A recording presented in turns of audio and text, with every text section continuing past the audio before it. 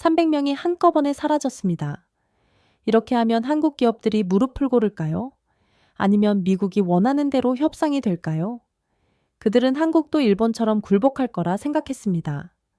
Yes! 라고 외치며 돈을 갖다 바칠 줄 알았던 겁니다. 하지만 전혀 예상치 못한 반응이 나왔죠. 최사스는 풀렸지만 동맹의 믿음도 함께 풀려버렸습니다. 120만 명 조지아주에서 한국 기업이 고용한 인력수입니다. 294조 원, 미국 내 한국 기업 누적 투자 규모죠. 72% 미국 반도체 산업의 한국 의존도입니다. GDP 120억 달러가 48시간 내에 증발해버렸습니다. 그런데 더 무서운 건 따로 있었어요. 삼성이 조용히 준비하고 있던 신무기. 미국이 압박하는 동안 한국은 이미 다음 시대를 준비하고 있었던 겁니다. 한국 없는 미국은 어떻게 될까요? 그리고 도대체 삼성은 어떤 카드를 숨겨놓고 있었을까요? 압박받을수록 더 강해지는 한국의 진짜 저력은 무엇이었을까요? 이야기 시작하기 전에 좋아요와 구독 버튼 가볍게 한번 눌러주시면 저 감동의학이 서은비에게 정말 따뜻한 격려가 됩니다. 지금 어디에서 이 영상을 시청하고 계신지 아래 댓글에 나눠주세요. 최사슬이 풀렸습니다. 한국인 기술자 300명이 전 세계에 오르는 모습을 저는 시에는 생중계로 지켜봤습니다. 상무부 회의실은 조용했죠. 아무도 말하지 않았지만 우리 모두 알고 있었습니다. 이건 우리의 승리가 아니라는 것을. 하지만 과연 우리는 무엇을 기대했을까요? 300명을 잡으면 한국이 무릎 꿇을 거라고 생각했을까요? 일본처럼 고개를 숙이고 오래오래 몇 달러를 바칠 거라고 믿었을까요? 저는 에드워드 미첼입니다. 음이 상무부에서 정확히 23년간 경제안보를 담당했죠. 반도체, 자동차, 배터리 이 모든 산업의 공급망을 들여다보는 게 제 일이었습니다. 중국 현재 정책도 제가 만들었고 러시아 경제 제재 시나리오도 제 손을 거쳤습니다. 하지만 그날 조지에서 벌어진 일만큼은 달랐습니다. 제가 지금까지 경험한 그 어떤 것과도 말이죠. 차관 본인 현대차 공장이 멈췄습니다. 부하 직원이 떨리는 목소리로 보고했을 때 저는 커피 잔을 놓지 못했습니다. 손이 떨렸거든요. 20년간 상무부에서 일하면서 중국 현재도 러시아 제재도 담당했지만 이런 공포는 처음이었습니다. 왜 공포였을까요? 뭔가 예상과 완전히 다른 방향으로 흘러가고 있다는 직감 때문이었습니다. 언제부터요? 정확히 오전 9시 14분부터입니다. LG 배터리 라인도 9시 31분에 동시 정지됐고요. 62분, 겨우 62분 만에 조지아 최대 투자 단지가 멈춰선 겁니다. 현대차 35억 달러 규모 공장과 LG 27억 달러 배터리 단지가 동시에 말이죠. 그 순간 제 머릿속에는 하나의 의문이 떠올랐습니다. 정말 이렇게 빨리 멈출 수 있는 건가? 300명이 그렇게 중요한 존재들이었나? 비자는 핑계였습니다. 진짜 목적은 한국을 무릎 꿇리려는 것이었죠. 하지만 결과는 어땠을까요? 우리가 원했던 굴복이 일어났을까요? 전혀 그렇지 않았습니다. 지역 부동산 가격이 12% 하락했습니다. 신규 실업 신청이 전주 대비 350% 급증했어요. 1차 협력업체의 42곳이 임시 휴배 들어갔습니다. 매 시간마다 쏟아지는 보고서를 볼 때마다 제 얼굴은 창백해졌습니다. 가슴이 답답해지고 숨이 막혔죠. 우리가 한국 기술자 300명을 잡았지만 정작 무너지는 건 조지아였습니다. 제 머릿속에는 하나의 공포가 자리 잡기 시작했습니다. 혹시 우리가 건드려서는 안 될 것을 건드린 게 아닐까? 23년간 쌓은 제 경험과 직감이 경고하고 있었습니다. 왜 이런 일이 벌어졌을까요? 한국인들이 그렇게 중요했을까요? 아니면 우리가 놓친 뭔가가 있었을까요? 답은 생각보다 간단했습니다. 현대차와 LG의 핵심 기술진이었거든요. 단순한 생산직이 아니라 62억 달러 규모 첨단 공장을 돌리는 돈에 들였습니다. 엔진 제어 시스템을 건드릴 수 있는 사람이 단 한 명도 없어요. 배터리 품질 관리 노하우가 완전히 끊겼습니다. 17년간 축적된 데이터베이스에 접근할 수 있는 사람이 모두 사라졌어요. 기술자들이 사라지자 첨단 장비들은 그냥 고철 덩어리가 되었습니다. 8,400만 달러짜리 로봇팔은 멈춰서고 자동화 라인은 오류를 뿜어냈죠. 그때 저는 깨달았습니다. 우리가 잡은 건 단순한 기술자가 아니라 공장의 신경기였다는 것을. 신경기가 마비되면 몸 전체가 움직일 수 없는 것처럼 이들이 없으면 62억 달러 공장도 무용지물이 되는 거였습니다. 그런데 더 충격적인 건 한국 정부의 반응이었습니다. 이런 방식이라면 투자가 어려워질 것입니다. 대통령의 이 한마디가 나오자마자 제 핸드폰이 울렸습니다. 아니, 정확히는 3초 만에 7통의 메시지가 날라들었죠. 삼성이 텍사스 170억 달러 투자를 재검토한다고 합니다. 심장이 콩 내려앉았습니다. 170억 달러면 텍사스주 전체 연간 예산의 15%에 해당하는 금액이었습니다. 두 번째 메시지도 비슷했습니다. SK 하이닉스도 마찬가지예요. 인디애마 89억 달러 프로젝트 보류한다고 통보했습니다. 세 번째, 네 번째 메시지는 연달아 충격적이었습니다. 현대차가 엘라베마 추가 투자 73억 달러를 중단했어요. LG가 미시간 배터리 공장 확장 계획을 철회했습니다. 도미노의 첫 번째 패는 삼성이었습니다. 텍사스 170억 달러, 두 번째는 SK 하이닉스 89억 달러, 세 번째는 현대차 74억 달러, 네 번째는 LG 42억 달러. 제 책상의 전화기는 쉴 새 쐐 없이 울렸고 저는 그때 깨달았습니다. 이게 정말 우리가 원했던 결과일까요? 373억 달러가 한순간에 날아가는 게 그 순간 제 가슴 속에는 형언할 수 없는 공포가 엄습했습니다. 23년간 제가 다뤄온 어떤 경제 제재보다 무서운 일이 벌어지고 있었던 겁니다. 우리가 가한 압박이 우리 자신에게 되돌아오고 있었으니까요. 조지아 주지사가 백악관에 거세게 항의를 했습니다. 대체 뭘 하고 있는 거예요? 이건 미친 짓입니다. 한국 기업들이 떠나면 일자리 12만 7천 개가 사라져요. 주지사의 목소리는 거의 울부짖음에 가까웠습니다. 공화당 소속이었지만 2년 따위는 중요하지 않았죠. 12만 7천 개의 표가 달린 문제였으니까요. 제 내면에서는 두려움이 확산되고 있었습니다. 이건 제가 예상했던 시나리오와 완전히 달랐거든요. 우리가 압박하면 상대방이 굴복하는 게 정상이었는데 지금은 우리가 더 큰 타격을 받고 있었습니다. 그리고 그 순간 더욱 기가 막힌 장면이 펼쳐졌습니다. 한국 국민들이 움직인 겁니다. 위기 때면 하나로 뭉치는 그들이 목소리를 내기 시작한 겁니다. 깡패 같은 동맹은 필요 없다. 제가 23년간 지켜본 어떤 나라에서도 이런 일은 없었습니다.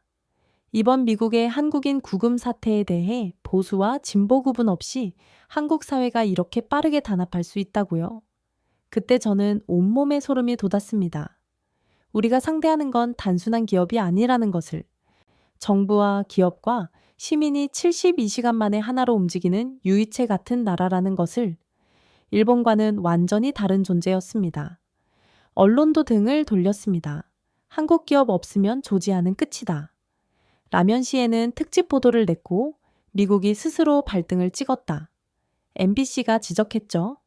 월스트리트 저널 한 면에는 경제인질극의 최대 피해자는 미국 자신이다. 라메어 칼럼이 연일 실려나갔습니다. 심지어 폭스뉴스까지 우리를 비판했습니다. 보수 매체마저 등을 돌린 거죠. 제 심장은 점점 빨리 뛰었습니다. 이런 여론 역전은 제 23년 경력에서 처음이었거든요. 보통은 우리가 정기고 상대방이 악역인데 지금은 정반대였습니다. 그런데 정말 무서운 건 따로 있었습니다. 쇠사슬이 풀린 채 이동하는 한국 기술자들. 그 장면이 전 세계 매운 7개국에 생중계된 겁니다. 미국의 굴욕 그 자체였습니다. 전 세계에 오르는 한국인들의 표정을 보셨나요? 분노도 있었지만 그보다는 실망이었습니다. 동맹국에서 당한 배신에 대한 깊은 실망. 그 표정들을 보는 순간 제 가슴이 철렁 내려앉았습니다. 우리가 잃은 건 단순한 투자금이 아니라 신뢰였구나. 70년간 쌓은 한미동맹의 신뢰어가 72시간 만에 균열이 간 거구나. 그리고 그들이 본국으로 돌아가면서 뭔가 더 큰 변화가 시작되고 있다는 걸 저는 직감적으로 느꼈습니다. 도미노의 5번째 패가 쓰러지기 시작했습니다. LG는 즉시 전세기를 띄워 인력을 귀환시켰습니다. 여섯 번째 패는 현대차였습니다. 전 세계 17개국 계열사에 대한 전수조사를 시작했죠. 7번째, 8번째 패들이 연달아 쓰러졌습니다. 포스코, 한화, 롯데까지 373억 달러가 순식간에 613억 달러로 불어났습니다. 제 머릿속에는 하나의 공포가 자리 잡았습니다. 이게 끝이 아니라는 것, 더 큰 쓰나미가 오고 있다는 것. 하지만 그 와중에 하나의 움직임이 제 눈을 사로잡았습니다. 삼성이었습니다. 다른 기업들과는 뭔가 달랐어요. 단순한 위기 대응이 아니라 전혀 다른 차원의 준비를 하고 있는 것 같았습니다. 마치 이 모든 상황을 예상이라도 했다는 듯이 말이죠. 차관 본인 삼성이 이상해요. 정보 분석관 톰슨이 급하게 보고서를 들고 왔습니다. 어떻게 이상하다는 거죠? 철수 준비가 아니라 뭔가 다른 걸 준비하는 것 같습니다. 48시간부터 이상한 움직임이 포착됐어요. 그 보고서를 읽는 순간 저는 온몸에 소름이 돋았습니다. 제 23년 경험이 모든 신경을 곤두세우며 경고하고 있었습니다. 삼성의 이상한 행보가 제 눈을 사로잡았습니다. 조지와 사건은 끝이 아니었습니다. 시작이었죠. 그리고 그 시작이 미국에게 어떤 의미인지 저는 그때는 몰랐습니다. 하지만 지금은 압니다. 우리가 깨운 건 잠자는 거인이 아니었습니다. 이미 깨어있던 용이었습니다. 그날 밤 저는 사무실에 혼자 남아 있었습니다. 조지와 사태로 하루 종일 쏟아진 보고서들이 제 책상을 뒤덮고 있었죠. 623억 달러. 한국 기업들이 철회하거나 재검토한 투자 규모였습니다. 하지만 제 머릿속은 온통 삼성 생각뿐이었습니다. 다른 기업들은 예측 가능했어요. 현대차는 당연히 자동차 라인을 점검했고 LG는 배터리 공급망을 재편했죠. SK 하이닉스도 반도체 투자를 보류했습니다. 그런데 삼성만은 달랐습니다. 뭔가 다른 걸 준비하고 있다. 톰슨 분석관의 말이 계속 머릿속에 맴돌았습니다. 23년간 이 일을 해오면서 쌓인 직감이 저를 괴롭히고 있었죠. 제가 놓친 게 뭘까요? 컴퓨터 화면을 켜고 삼성 관련 자료를 다시 뒤지기 시작했습니다. 반도체 스마트폰 디스플레이 배터리. 평범한 것들 뿐이었어요. 그런데 1시간쯤 지나서 하나의 보도자료가 제 눈을 멈추게 했습니다. 2024년 3월 15일 한국공정거래위원회의 기업결합 승인 공고 삼성전자 레인보 로보십스 지분 35% 인수 승인 아무도 주목하지 않았던 뉴스였습니다. 삼성전자가 로봇에 손을 댔다고요? 당시 언론들도 이를 가볍게 다뤘죠. 한국경제신문 구석 한 편의 작은 기사로 처리됐을 뿐이었습니다. 이점율 70억 원 규모의 인수라고 했지만 삼성 같은 거대 기업에겐 품돈 수준이었으니까요. 하지만 제가 이 뉴스를 보는 순간 온몸에 소름이 돋았습니다. 로봇이라고요? 저는 즉시 레인보우 로보십스에 대한 자료를 찾기 시작했습니다. 협동 로봇 전문 업체라고 나와 있었어요. RB 시리즈라는 산업용 로봇을 만드는 회사였습니다. 별거 아니잖아. 처음엔 그렇게 생각했습니다. 삼성이 사업 다각화 차원에서 로봇 회사 하나 인수한 것 정도로 여겼죠. 그런데 자료를 파헤칠수록 뭔가 이상했습니다. CS 5.2섭사 자료를 찾아봤습니다. 라스베이거스에서 열린 세계 최대 전자 박람회 말이죠. 삼성이 뭔가 특별한 걸 공개했다는 기록이 있었습니다. 볼리, AI 가정용 로봇이었습니다. 동영상을 재생하는 순간 제 심장이 빨리 뛰기 시작했습니다. 그건 단순한 로봇이 아니었어요. 집안을 돌아다니며 사람과 대화하고 요리를 도와주고 심지어 감정까지 인식하는 로봇이었습니다. 이게 가능한 거야. 혼자 말이 나왔습니다. 그런데 더 충격적인 건 그 다음이었습니다. 볼리가 움직이는 모습을 자세히 보니 뭔가 익숙한 게 눈에 들어왔어요. 반도체 칩셋, 삼성 로고가 선명했습니다. 배터리백, 역시 삼성이었죠. 센서, 모터, 심지어 디스플레이까지. 모든 핵심 부품이 삼성 제품이었습니다. 그 순간 제 머릿속에서 퍼질 조각들이 맞춰지기 시작했습니다. 삼성은 팔을 만들고 눈을 만들고 돈을까지 만들 수 있었습니다. 로봇의 모든 핵심 부품을 자극할 수 있는 거의 유일한 기업이었던 거죠. 반도체는 로봇의 두뇌입니다. 배터리는 심장이고요. 센서는 눈과 귀인, 모터는 팔과 다리입니다. 디스플레이는 얼굴이죠. 다른 로봇 회사들은 이 부품들을 여러 업체에서 조달해야 합니다. 하지만 삼성은 달랐어요. 모든 걸 자체 생산할 수 있었습니다. 제가 더 깊이 파고들수록 더욱 섬뜩한 진실이 드러났습니다. RB 시리즈 협동 로봇. 이미 현대차, 포스코 등 한국 주요 제조업체에서 테스트 중이었습니다. 그것도 상당히 성공적으로 말이죠. 휘러노이드 프로젝트.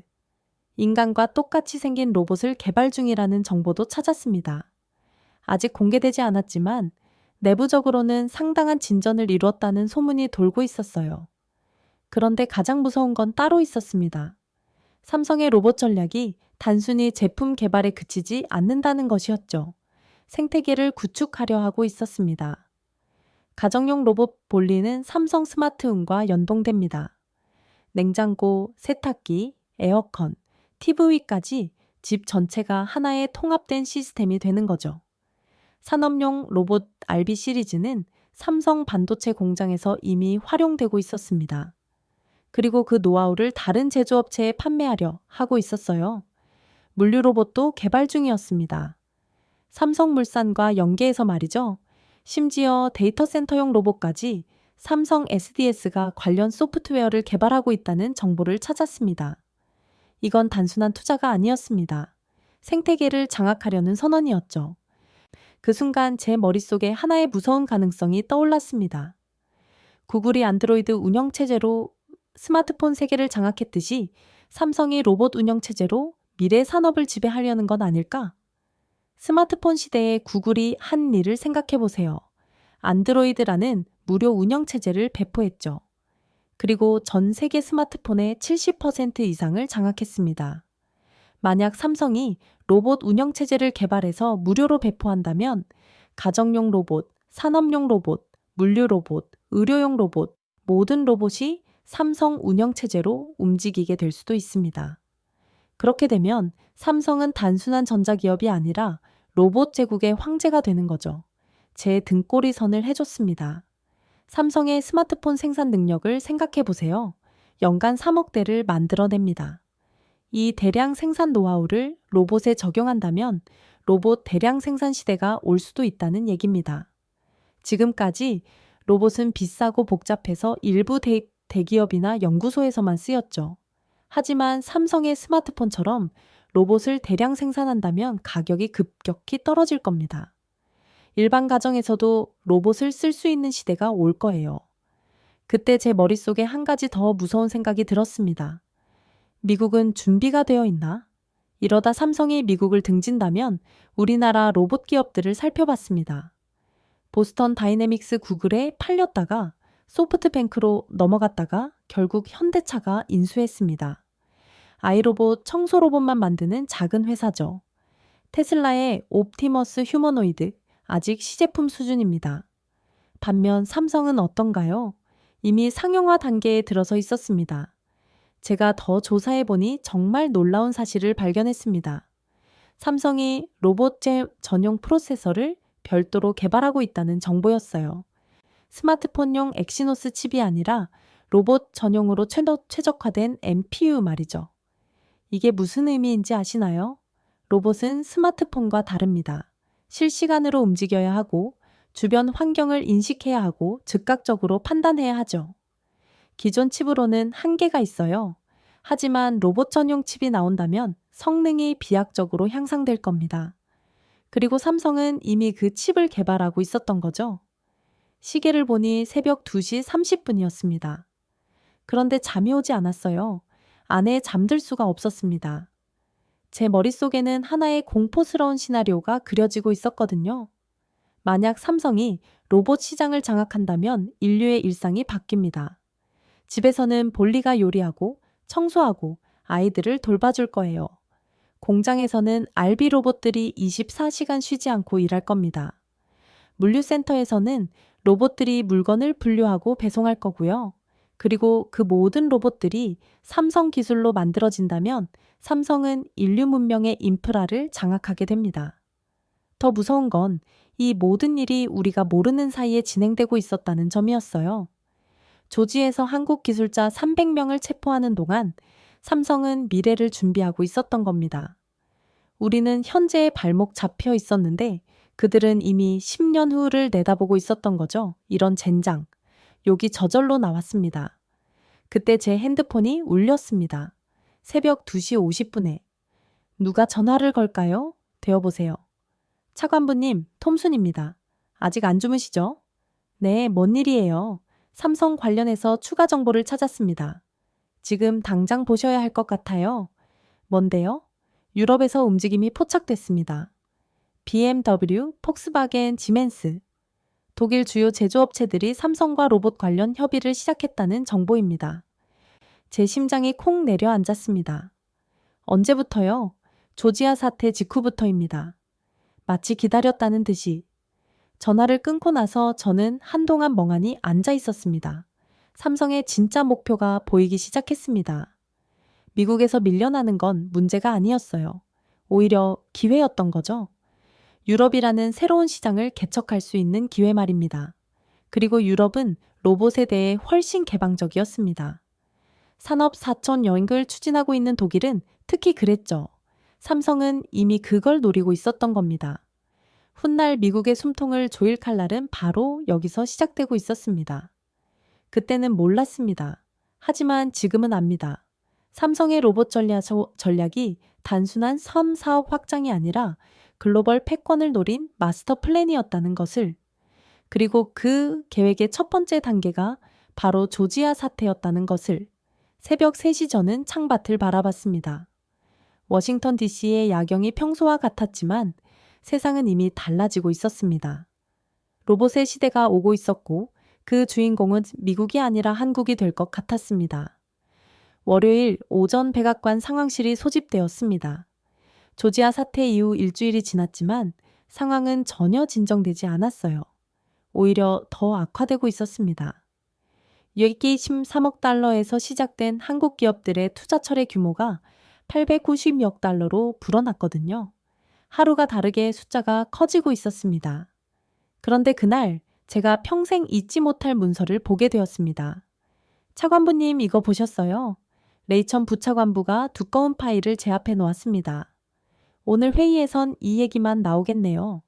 파일을 열어보는 순간 제 손이 떨렸습니다. 제목부터가 섬뜩했거든요. 삼성 생산라인 48시간 정지 시나리오. 보고서 제목은 간단했습니다. 하지만 내용은 악몽이었습니다. 첫 페이지를 넘기자마자 나온 요약 문구가 제 등골을 서늘하게 했어요. 삼성전자 미국 내 반도체 생산 라인이 48시간 완전 정지될 경우 미국 경제에 미치는 파급효가 분석, 제 심장이 빨리 뛰기 시작했습니다. 이런 보고서를 왜 만든 걸까요? 혹시 정부가 삼성에 대한 강경 조치를 검토하고 있는 건 아닐까요? 두 번째 페이지를 넘겼습니다. 그리고 그 순간 제 세상이 뒤바뀌었습니다. 시나리오 분석 결과 GDP 120억 달러, 즉시 손실 120억 달러요. 단 48시간 만에 제가 23년간 상무부에서 일하면서 본 어떤 경제 충격보다 컸습니다. 2008년 금융위기 때도 이렇게 빠르고 직접적인 타격은 없었거든요. 세 번째 페이지에는 더 구체적인 수치들이 나와 있었습니다. 테슬라 주요 반도체 공급 중단으로 생산라인 72% 가동 중단, 아마존 데이터 센터 서버용 메모리 부족으로 클라우드 서비스 불안정, 엔비디아의 AI 칩 생산 지연으로 주가 15% 하락 예상, 애플 아이폰 생산 차질로 분기 매출 23% 감소 전망. 제 머릿속이 하얘졌습니다. 이게 정말 현실적인 시나리오라는 말인가요? 네 번째 페이지를 넘겼을 때 더욱 충격적인 문구가 눈에 들어왔습니다. 미국 반도체 산업의 삼성 의존도 72%, 12%요? 제가 알고 있던 수치는 50% 정도였는데 실제로는 그보다 훨씬 높았던 겁니다. 어떻게 이런 수치가 나올 수 있죠? 혼자 말이 나왔습니다. 보고서를 더 자세히 읽어보니 그의 이유를 알 수 있었어요. 삼성이 만드는 건 단순한 반도체가 아니었습니다. 최첨단 메모리와 로직 칩이었죠. 특히 HBM3 고대 역폭 메모리는 삼성이 전 세계 생산량의 53%를 담당하고 있었습니다. HBM3가 뭔지 아시나요? AI 학습의 필수적인 메모리입니다. 챗GPT, 클로드, 제미나이 같은 AI 모델들이 모두 이 메모리 없이는 작동할 수 없어요. 그리고 이 메모리를 대량 생산할 수 있는 곳은 전 세계에서 삼성과 SK 하이닉스 뿐이었습니다.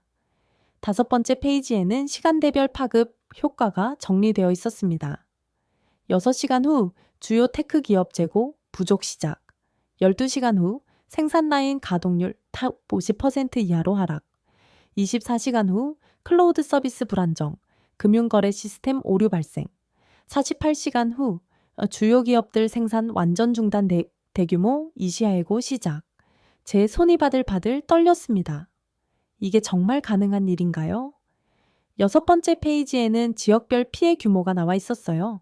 텍사스 삼성 오스틴 공장, 의존기업 247곳, 실업자 87천 명 이상. 뉴욕 금융거래 시스템 마비로 월스트리트 거래량 67% 감소. 캘리포니아 실리콘밸리 스타트업 300선 곳 자금 조달 중단. 마지막 페이지에 도달했을 때 제 얼굴은 창백해져 있었습니다. 결론 삼성전자는 미국 경제 안보에 있어서 단일 실패점에 해당함. 48시간 내에 대체 공급망 확보 불가능. 단일 실패점이라고요. 이 말은 삼성이 멈추면 미국 경제 전체가 마비된다는 뜻이었습니다. 레이첼 이 보고서 누가 작성했어요? 경제분석팀과 연준 공동 작업입니다. 데이터는 모두 실제 공급망 분석을 바탕으로 한 거예요. 그럼 이 수치들이 모두 사실이라는 거네요? 네, 보수적으로 추산한 결과입니다. 실제로는 더 클 수도 있어요. 제 머릿속이 복잡해졌습니다. 우리가 조지에서 한국 기술자 300명을 체포한 게 얼마나 위험한 일이었는지 이제야 깨닫게 된 거죠. 만약 삼성이 정말로 미국에서 완전 철수한다면 보고서에 따르면 그건 경제 재앙이었습니다. 백악관 웨스트윙으로 향하는 길에 저는 계속 생각했습니다. 어떻게 이런 일이 벌어진 걸까요? 언제부터 우리가 이렇게 한국 기업에 의존하게 된 건가요? 회의실에 들어선자마자 느낄 수 있었습니다. 분위기가 얼음장처럼 차갑다는 것을. 대통령은 말이 없었고 재무장관은 어두운 표정이었으며 국방장관마저 심각해 보였어요. 이 보고서 다들 보셨죠? 솔직히 말해보세요. 이게 현실적인 시나리오인가요? 재무장관이 먼저 대답했습니다. 불행히도 그렇습니다. 우리가 파악한 공급망 의존도가 예상보다 훨씬 심각해요. 얼마나 심각한데요? 삼성 없이는 미국 테크 산업이 하루도 버틸 수 없습니다. 회의실이 조용해졌습니다. 아무도 말하지 않았지만 모두 같은 생각을 하고 있었어요. 우리가 너무 멀리 간 건 아닐까? 국가경제위원회 위원장의 자료를 펼쳤습니다. 추가 분석 결과를 보고 드리겠습니다. 삼성이 공급하는 반도체가 들어가는 미국 제품들입니다. 화면에 리스트가 나타났어요. 아이폰의 핵심 메모리 64%, 테슬라 자율주행 칩 47%, 아마존 서버 메모리 71%, 구글 데이터 센터 SSD 58% 숫자가 계속 이어졌습니다. 그리고 그 숫자들을 볼 때마다 제 심장은 더 빨리 뛰었어요. 그럼 우리가 삼성을 건드리면 안 된다는 얘기네요. 이 질문에 아무도 선택 대답하지 못했습니다. 그런데 문제는 그게 아닙니다. 제가 조심스럽게 입을 열었어요. 그럼 뭐가 문제니까? 이미 삼성이 움직이고 있다는 겁니다. 조지아 사태 이후 투자 재검토를 시작했어요. 어느 정도로요? 현재까지 800억 비억 달러 규모입니다. 모든 참모진들의 얼굴이 굳어졌습니다. 만약 삼성이 정말로 미국에서 철수한다면 재무장관이 보고서를 다시 펼쳤어요. 최악의 경우 연간 GDP 303억 달러 손실이 예상됩니다. 304억 달러요? 네, 그리고 실업자 250만 명 발생이 예상됩니다. 회의실이 다시 조용해졌습니다. 그때 국방장관이 말했어요. 이건 단순한 경제 문제가 아닙니다. 국가 안보 문제예요. 무슨 뜻입니까?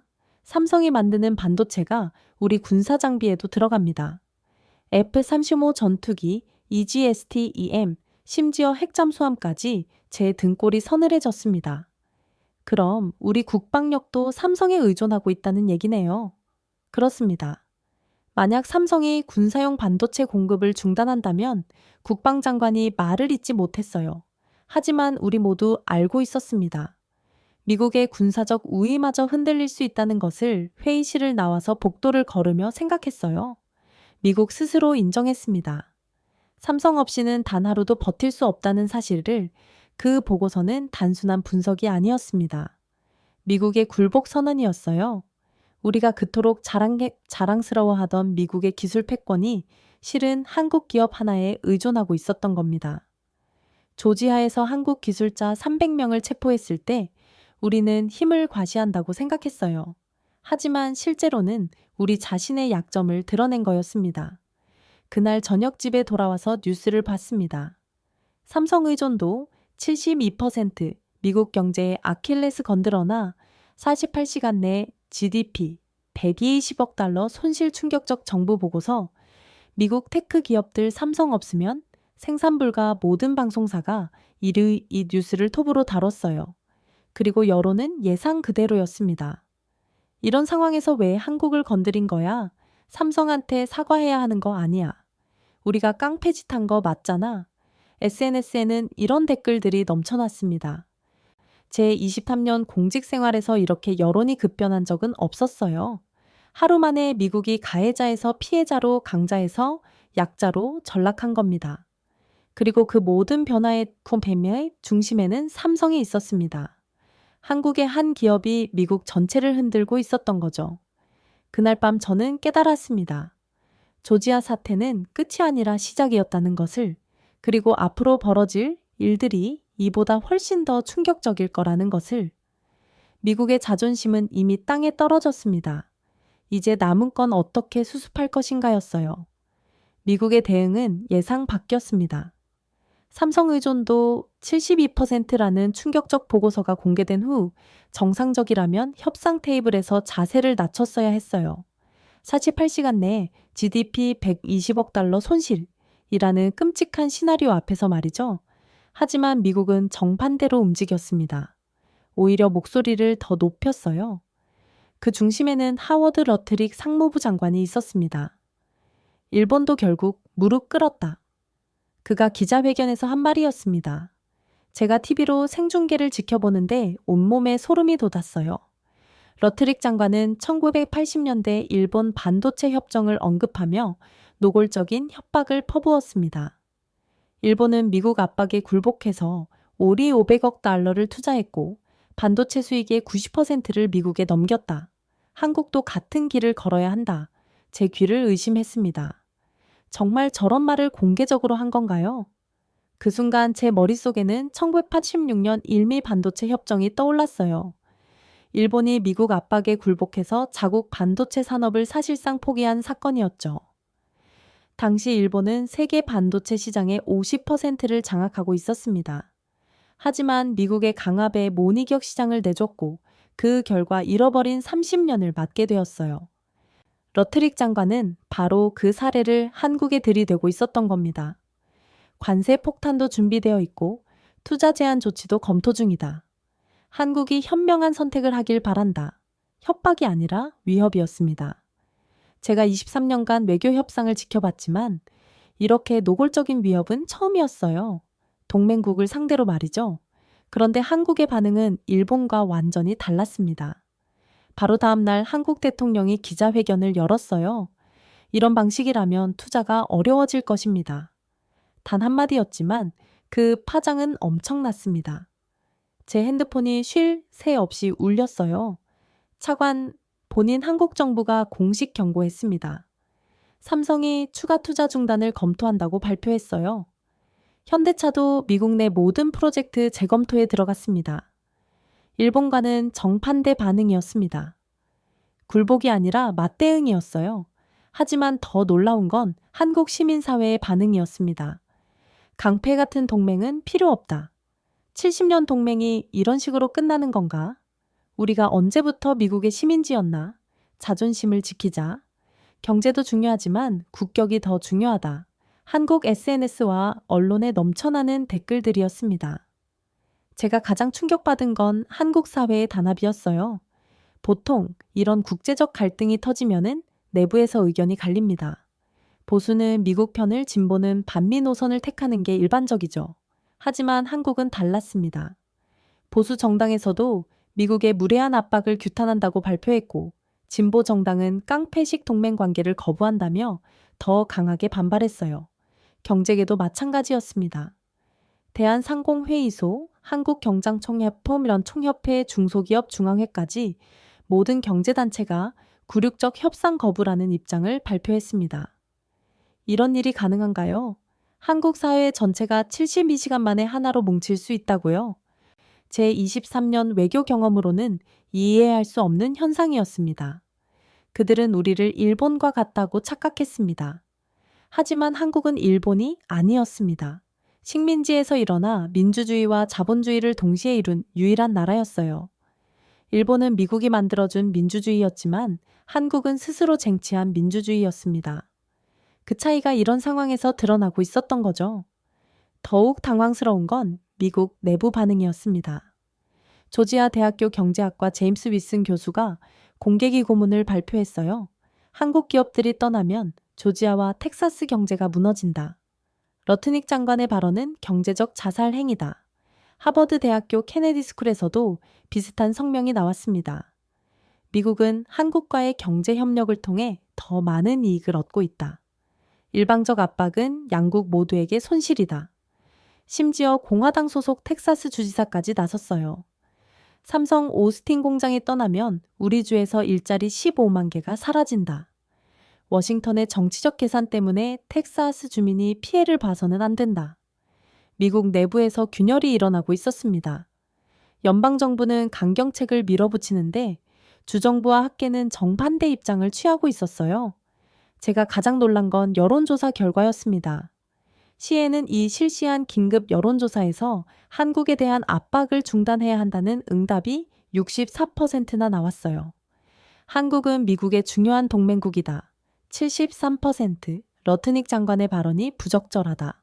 58%, 미국 국민들조차 정부 정책에 반대하고 있었던 겁니다. 특히 조지아, 텍사스, 인디언나 주민들의 반발이 심했어요. 한국 기업들이 대규모 투자를 한 지역일수록 정부 정책에 반대하는 비율이 높았습니다. 우리 일자리를 지켜달라. 한국 기업 없으면 우리 지역 경제가 끝이다. 이런 목소리들이 백악과 앞 시위로 이어졌어요. 제 사무실 창문으로 내려다보니 실제로 시위대가 모여 있었습니다. 삼성 돌아와 달라는 피켓을 든 사람들이었어요. 이상한 광경이었습니다. 미국 시민들이 외국 기업을 위해 시위하는 모습을 보게 될 줄이야. 그날 오후 러트닉 장관의 긴급 기자회견을 열었습니다. 미국 정부의 입장에는 변함이 없다. 한국은 현실을 직시해야 한다. 하지만 기자들의 질문은 매서웠어요. 장관님, 한국 기업들이 실제로 철수하면 어떻게 하시겠습니까? GDP 120억 달러 손실에 대한 대안이 있습니까? 일본식 압박이 21세기에도 통할 거라고 생각하십니까? 러트닉 장관의 표정이 점점 굳어졌습니다. 그런 일은 일어나지 않을 것이다. 한국도 결국 합리적 선택을 할 것이다. 하지만 그의 목소리에는 확신이 없었어요. 그날 저녁 저는 깨달았습니다. 깡패 같은 동맹은 필요 없다. 그날 한국 사회가 내뱉은 말이었습니다. 그리고 그 말이 현실이 되고 있었어요. 일본의 망령을 들이대던 미국의 전략은 한국 앞에서 산산조각 나고 있었습니다. 1980년대와 2025년은 다른 시대였고 일본과 한국은 다른 나라였습니다. 미국이 그 사실을 깨닫기까지는 아직 시간이 필요할 것 같았어요. 하지만 한국은 이미 자신들의 답을 내놓았습니다. 굴복이 아니라 당당함이었죠. 러트닉 장관의 강경 발언 이후 저는 전혀 예상하지 못한 보고를 받게 되었습니다. 차관보님, 이상한 일이 벌어지고 있어요. 톰슨 분석관이 급하게 제 사무실로 들어왔습니다. 그의 표정이 심상치 않았어요. 뭔 일입니까? 삼성의 반도체 공급 패턴이 바뀌고 있습니다. 일부 프리미엄 제품들이 유럽 고객사에 먼저 배정되고 있어요. 제 심장이 콩 내려앉았습니다. 이건 단순한 공급 조정이 아니었어요. 전략적 공급망 재편의 신호였습니다. 어떤 제품들입니까? HBM3 고대 역폭 메모리와 3나노 공정 로직 칩이요. 독일 SAP, 지멘스, 프랑스 슈나이더, 일렉트리 같은 기업들이 먼저 받고 있어요.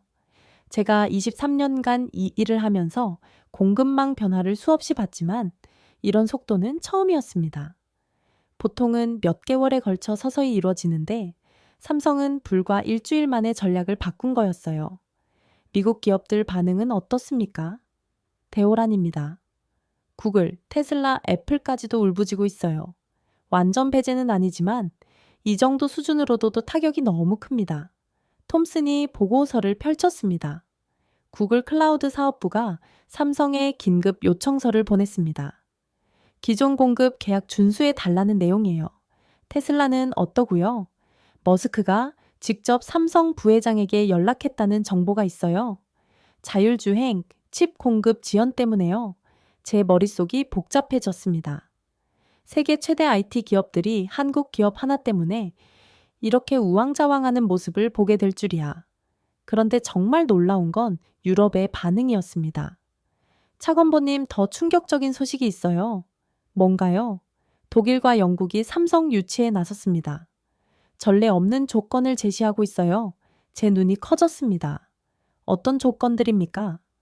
독일 정부가 100억 유로 규모 보조금을 약속했고 영국은 15년간 법인세 면제를 제안했습니다. 100억 유로요? 한국 돈으로 14조 원인 없는 금액이었습니다. 독일 정부가 외국 기업 하나를 위해 이런 거액을 제시한다고요? 삼성의 반응은 어떻습니까? 아직 공식 답변은 없지만 실무진이 베를린과 런던에 파견됐다는 소식이 있어요. 저는 그 순간 깨달았습니다. 삼성이 멈추자 유럽은 환호했습니다.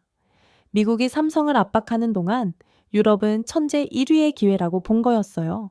세계 최고 기술력을 가진 기업을 자국으로 유치할 절호의 찬스였던 거죠.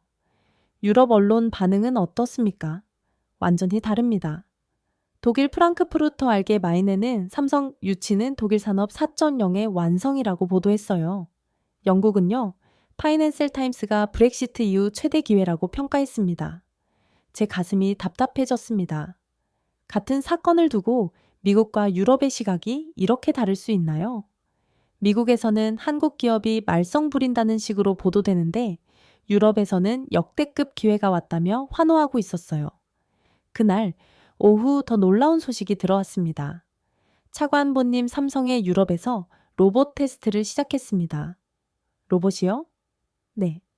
RB 시리즈 협동 로봇이에요. 독일 BMW는 공장에서 시범 운영 중이라고 합니다. 제 머릿속에서 퍼즐 조각들이 맞춰지기 시작했습니다. 삼성이 단순히 반도체만 유럽에 우선 공급하는 게 아니었어요. 로봇까지 함께 가져간 거였습니다. 테스트 결과는 어떻습니까? BMW 관계자들이 깜짝 놀랐다고 해요. 기존 독일 제어 로봇보다 정리도가 30% 높고 속도도 25% 빠르다고. RB 시리즈의 테스트만으로도 유럽 산업은 설렀습니다. 독일은 로봇 강국이었어요. 쿠카, ABB 같은 세계적 로봇 기업들이 있었죠. 그런 독일에서 한국 로봇이 더 뛰어난 성능을 보여준 거였습니다. 폭스바겐도 테스트를 요청했나요? 네. 그뿐만 아니라 지멘스, 보실까지 줄을 서고 있어요. 제 등골이 선을 해줬습니다. 유럽 제조업계 전체가 삼성 로봇에 관심을 보이고 있다는 얘기였어요. 그때 제 핸드폰이 울렸습니다. 차관부님, 긴급 상황입니다.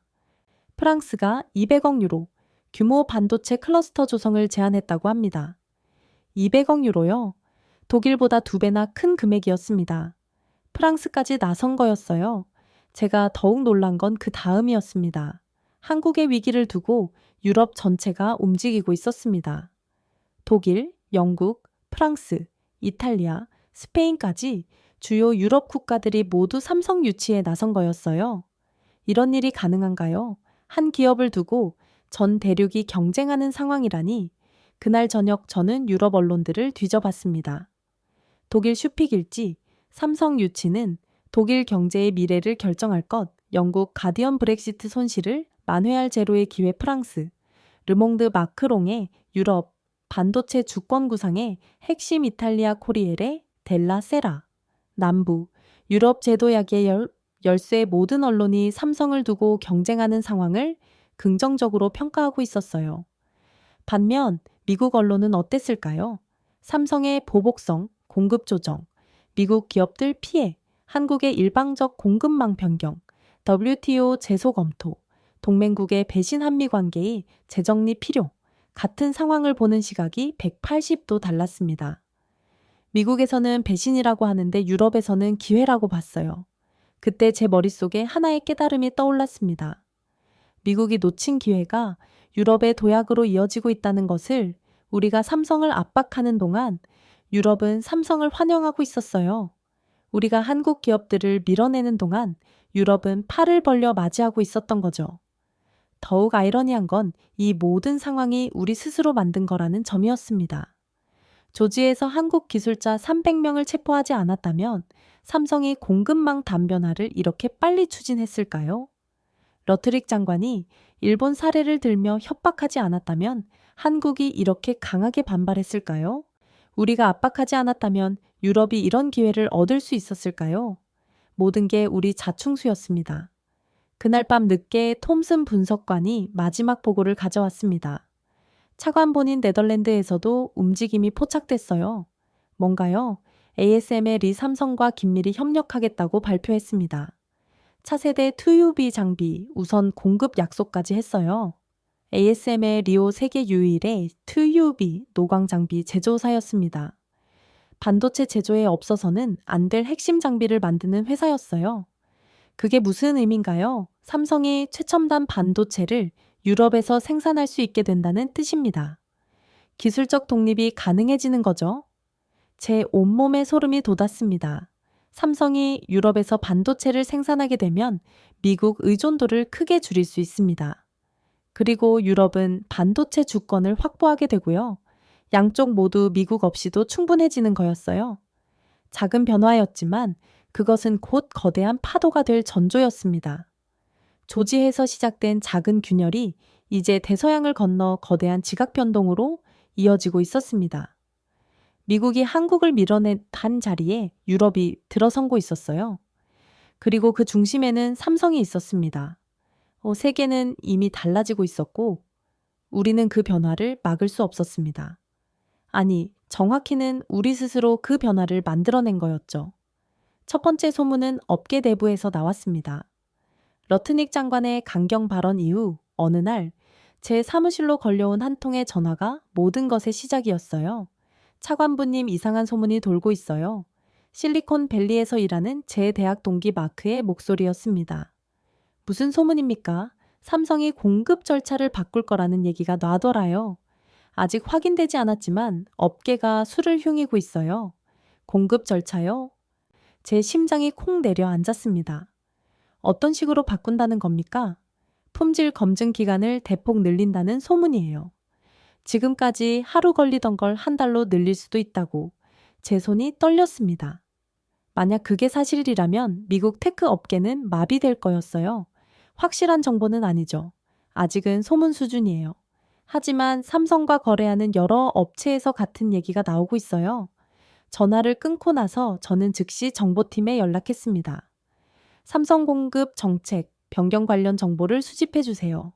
긴급입니다. 그날 오후 더 구체적인 소문들이 들려오기 시작했습니다. 차관 본인 현대차 관련 소식도 있어요. 통신 분석관이 급히 보고했습니다. 뭔가요? 현대차가 러시아 공장 재가동을 검토한다는 소문이 돌고 있어요. 러시아요? 저는 깜짝 놀랐습니다. 러시아 우크라이나 전쟁 이후 대부분 서방 기업들이 러시아에서 철수했는데 현대차가 되돌아간다고요. 상트페테르부르크 공장을 다시 가동할 가능성을 타진 중이라는 정보입니다. 확인된 건 아니죠. 아직은 업계 추측 수준이에요. 하지만 현대차가 미국 투자를 줄이는 대신 다른 곳을 찾고 있다는 신호로 해석되고 있어요. 제 머릿속이 복잡해졌습니다. 현대차가 정말 러시아로 돌아간다면 이는 단순한 사업 결정이 아니라 지정학적 메시지였어요. 다른 기업들은 어떻습니까? LG는 베트남과 인도 투자를 늘리고 있다는 소문이고 SK그룹은 아예 한국으로 돌아가는 게 낫다는 판단을 내렸다는 얘기도 나와요. 한국으로 돌아간다고요? 제가 23년간 이 일을 하면서 이런 상황은 처음이었습니다. 외국 기업들이 미국을 떠나 본국으로 돌아간다는 얘기를 들어본 적이 없었거든요. 이런 소문들이 사실이라고 생각하세요? 가능성이 높다고 봅니다. 한국 기업들이 미국 의존도를 줄이려는 움직임이 곳곳에서 포착되고 있어요. 그 순간 제 등골이 서늘해졌습니다. 소문이 현실이 될 수도 있다는 생각이 들었거든요. 그날 저녁 더욱 섬뜩한 소문이 들려왔습니다. 차관부님, 삼성 관련해서 무서운 얘기가 돌고 있어요. 제 보좌관이 조심스럽게 말했습니다. 뭔가요? 삼성이 더 무서운 카드를 들고 있다는 소문이에요.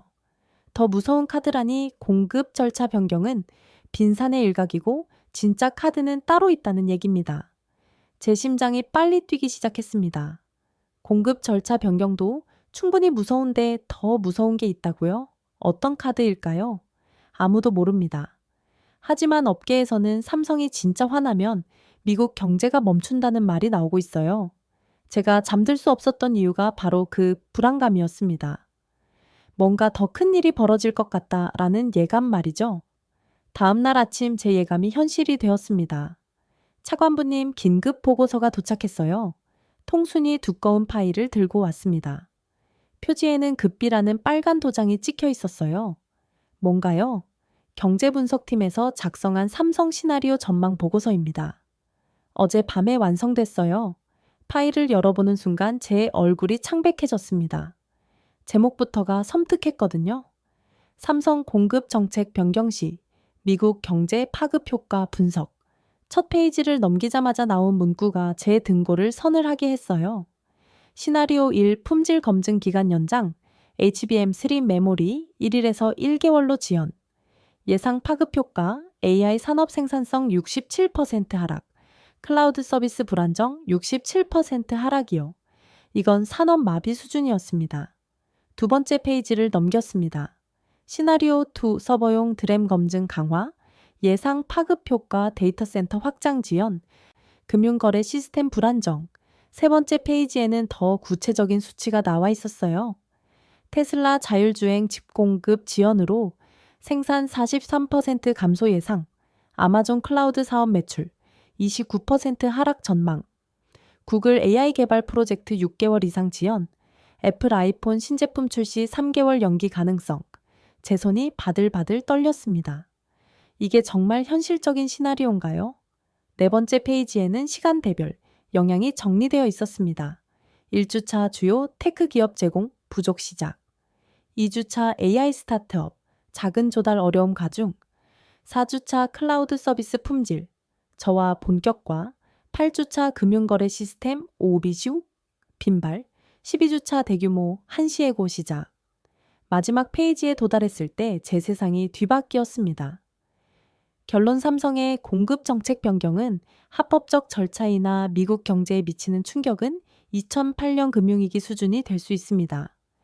2008년 금융위기 수준이라고요? 그때 톰슨이 추가 설명을 했어요. 차관부님, 이 보고서는 보수적으로 추산한 결과입니다. 보수적이라는 게 무슨 뜻입니까? 실제로는 더 클 수도 있다는 뜻이에요. 삼성에 정말로 강경하게 나온다면 말이죠. 제 머릿속에 하얘졌습니다. 그동안 들었던 모든 소문들이 사실일 가능성이 높아졌거든요. 그럼 현대차 러시아 복귀설도 높은 확률로 사실일 것 같아요. 한국 기업들이 미국 리스크를 분산시키려는 움직임이 곳곳에서 포착되고 있어요. 다른 기업들의 한국 복귀설도 내에 LG는 이미 베트남 공장 증설을 발표했고 SK하이닉스는 한국 내 투자를 늘리고 있어요. 제가 가장 두려워했던 일이 현실이 되고 있었습니다. 그 순간 제 핸드폰이 울렸습니다. 차관부님, 삼성이 공식 발표했어요. 상황실에서 걸려온 긴급 전화였습니다. 뭘 발표했습니까? 품질 안전성 강화를 위한 검증 절차 개선을 발표했어요. 오늘부터 적용된다고 합니다. 제 심장이 멈출 것 같았습니다. 소문이 현실이 된 거였어요. 구체적 내용이 뭡니까? HBM3 메모리와 서버용 드램 검증 기간을 기존 1일에서 1개월로 연장한다고 합니다. 합법이었습니다. 그러나 그 합법이 미국을 질시킬 것이었습니다. 그날 제가 깨달은 건 하나였습니다. 삼성은 이미 모든 준비를 마쳤다는 것. 그리고 우리는 그들이 얼마나 무서운 카드를 들고 있는지 이제서야 알게 된 것. 모든 소문이 현실이 되는 순간이었습니다. 공지에 몰린 미국의 대응은 예상을 뛰어넘었습니다. 삼성의 공급 절차 변경이 발표된 지 불과 48시간 만에 미국 정부는 전례 없는 강경 조치를 준비하고 있었어요. 차관부님 긴급 회의입니다. 그날 아침 일찍 저를 깨운 전화였습니다. 백악관 상황실에서 걸려온 거였어요. 무슨 일입니까? 대통령이 모든 경제팀을 소집했습니다. 대한국 경제 대응 방안을 논의한다고 해요. 제 심장이 빨리 뛰었습니다. 대한국 경제 대응이라니 뭔가 심상치 않은 일이 벌어질 것 같았어요. 백악관에 도착했을 때 분위기는 얼음장 같았습니다. 대통령의 표정이 심각했고 러트릭 장관은 화가 난 듯 보였어요. 재무장관과 국방장관까지 모두 어두운 얼굴이었습니다. 삼성의 이번 조치는 명백한 경제 보복입니다. 러트릭 장관이 브리핑을 시작했어요. 우리도 상응하는 조치를 취해야 합니다. 관세 폭탄부터 시작해서 필요하다면 자산 동결까지 검토해야 해요. 관세 폭탄이요? 자산 동결까지. 제가 23년간 경험한 그 어떤 경제 제재보다 강경한 수준이었습니다. 구체적으로 어떤 조치를 말씀하시는 겁니까? 재무장관이 질문했어요. 25% 관세 부과 삼성 주식, 미국의 이전 금융거래 제한까지 모든 카드를 검토 중입니다. 이건 사실상 무역전쟁 선포였어요. 국제법상 문제는 없습니까? 국가 안보를 위한 조치라고 명분을 세우면 됩니다. 제 머릿속이 복잡해졌습니다.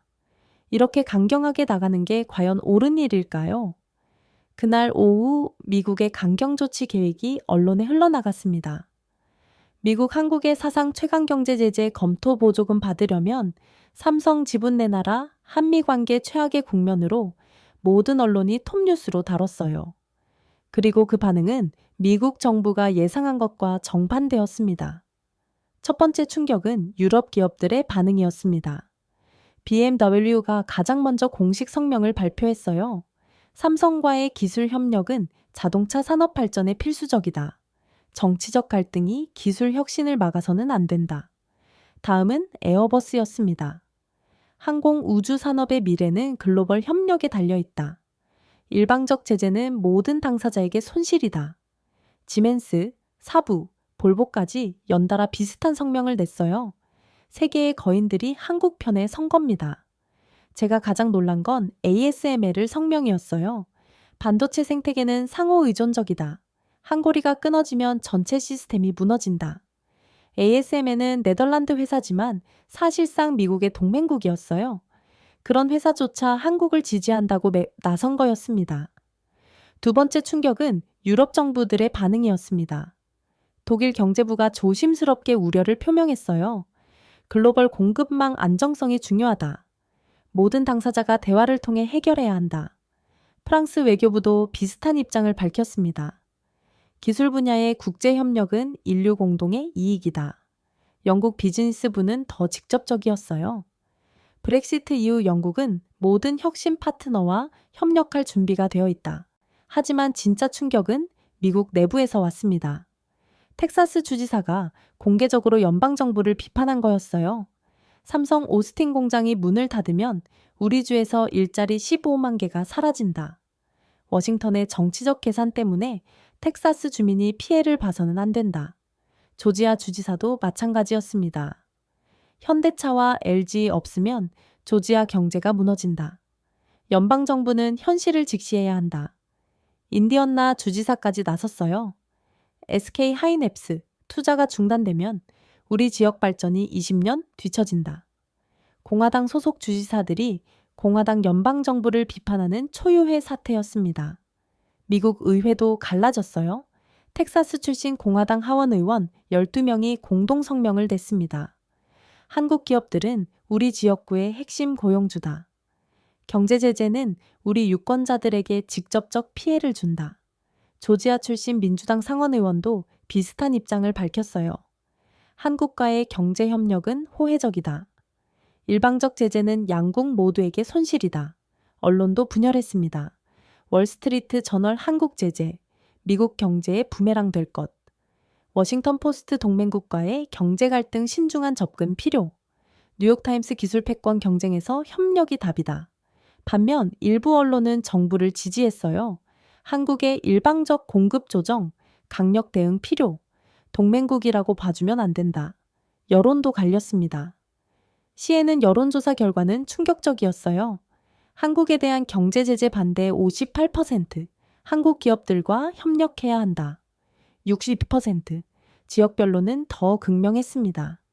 텍사스 반대 74%, 조지아 반대 71%, 인디아나 반대 68%. 한국 기업들이 투자한 지역일수록 반대 비율이 높았어요.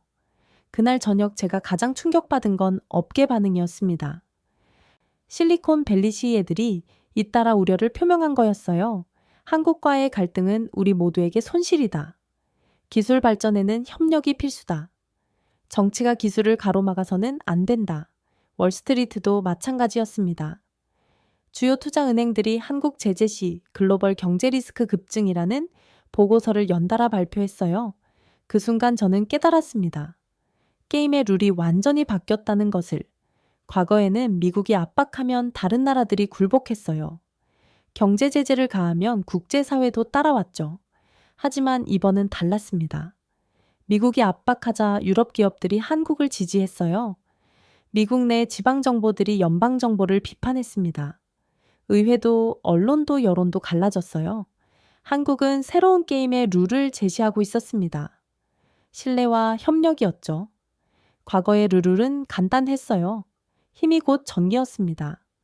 강한 자가 약한 자를 지배하는 구조였죠. 하지만 한국이 제시한 새로운 룰은 달랐어요.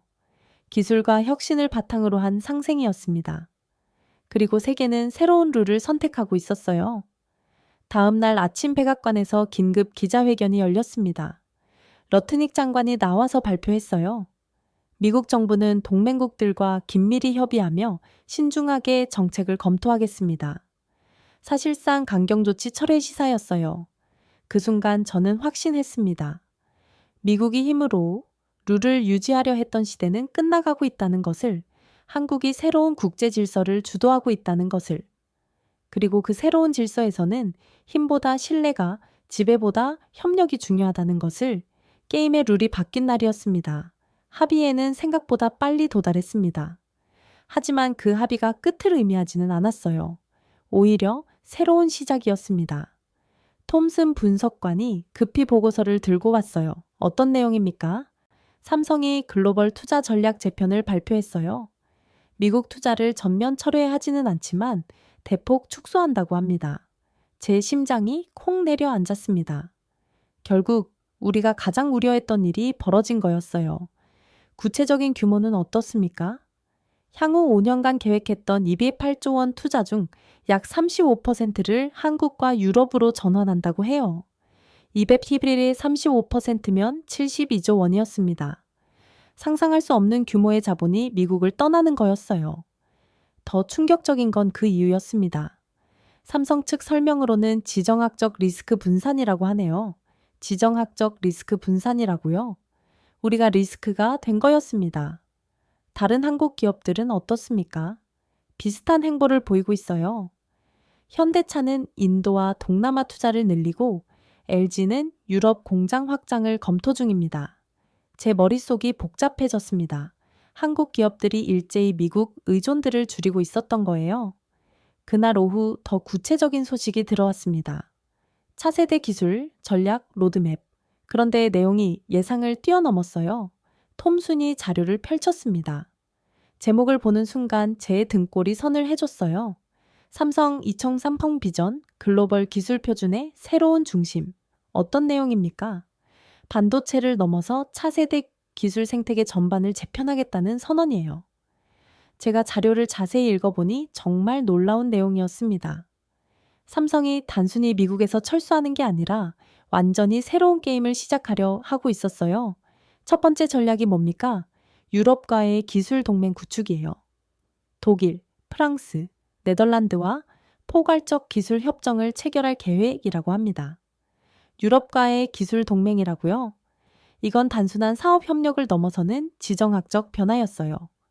두 번째는요, 아시아 기술 허브 구축입니다. 싱가포르, 일본, 대만과 함께 반도체 AI 로봇 통합 생태계를 만들겠다고 해요. 제 머릿속에서 세계 지도가 그려졌습니다. 유럽과 아시아를 잇는 거대한 기술 벨트가 형성되고 있었어요.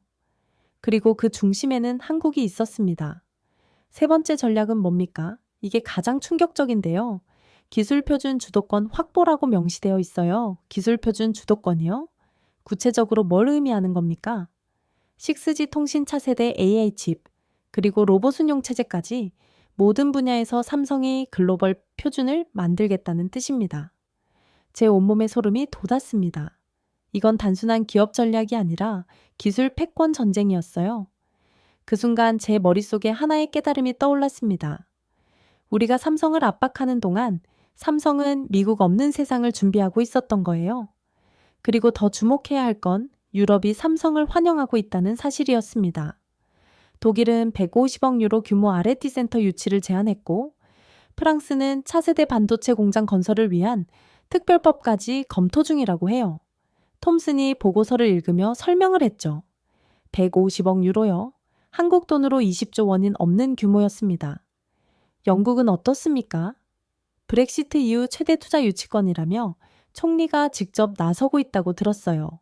제 가슴이 답답해졌습니다. 우리가 밀어낸 자리에 유럽이 들어서고 있었던 거예요. 그날 저녁 제가 받은 마지막 보고서는 정말 충격적이었습니다. 삼성 글로벌 전략 변화가 미국에 미치는 장기 영향 분석. 첫 페이지를 넘기자마자 나온 결론이 제 세상을 뒤바꿔 있어요. 미국 차세대 기술 표준 경쟁에서 소외될 위험이라고요. 더 자세히 읽어보니 그 의미를 알 수 있었습니다.